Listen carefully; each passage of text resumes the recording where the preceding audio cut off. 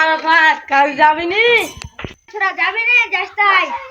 আর যাবো না রে, তোরা যা, শরীরটা ম্যাচ ম্যাচ করছে। তুমি যাবা না কাজে? না রে না।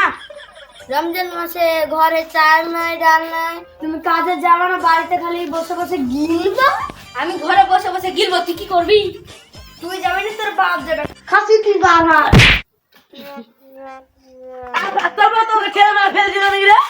দিন নাই রে, আমাকে ঠেলে মেরে ফেলে দেবো। দেখ আমি কজলের ময়লা ছুড়াচ্ছি।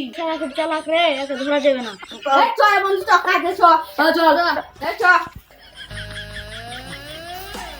গেল পেছাবো না রে, পেছাবো না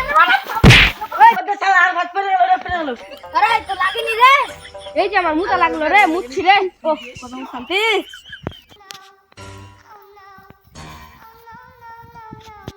আমার বাপ তোর কপা হলো রে। নিরা শেষ হয়ে গেল রে। না রে, আর একটু আছে, দাঁড়া। রে আমার পা কেটে গেল রে। এই আরাফাত তোর কি হলো রে? না রে না রে, সাইতে আমার পায়ে আছে, কেটে গেছে কাল, তা একটু মাটি লেগে একটু রক্ত বেরোচ্ছে। তোরে কাজ হলো রে?